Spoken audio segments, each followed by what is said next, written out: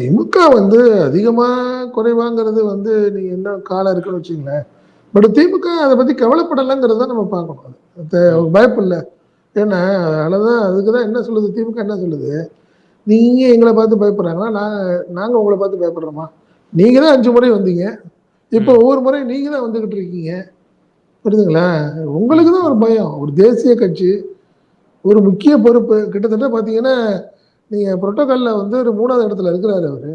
ம். என்ன prime minister, அடுத்தது டிஃபன் மினிஸ்டர், அடுத்தது இவர் தான் இருக்காரு தலைவா. உள்துறை அமைச்சர். உள்துறை அமைச்சர் இருக்காரு. ஸோ இப்படி ஒரு புரோட்டோகால்ல இருக்கிறவரு, அவரு பொழுதன்னைக்கு இங்க வந்துட்டு போறது வந்துங்கிறது எப்படி இருக்கும் அது? ம். ம். எடுபடாது. அதெல்லாம் பெருசா எடுபடாது. அது உண்மதான். அதனால திமுக ஒண்ணும் பெருசா பயப்படுற மாரிலாம் தெரியல. காரணம் என்னன்னா, அதிமுக, பாஜக கூட்டணி நீங்க சொன்ன மாரி தான். இந்த சிங்க் ஆகல. ஏகப்பட்ட குழப்பம் இருக்கு. கூட்டணி ஆட்சியா, ஷீட் ஷேரிங்லாம் நெறைய இருக்கு. நெறைய ம். ம். பிரச்சனைகள் இருக்கும். புரியுதுங்களா? அதுக்கப்புறம் அதிமுக கூட்டணியில இதுக்கு வரப்போறது டிடிவி அண்ட் ஓபிஎஸ் இதெல்லாம் எப்படி இவங்கெல்லாம் ஒண்ணாகி கொலாக்ட் பண்ணி எப்படி நீங்க பிரச்சாரம் பண்ண போறாங்கலாம் பெரிய பெரிய கேள்விகள் இதெல்லாம்.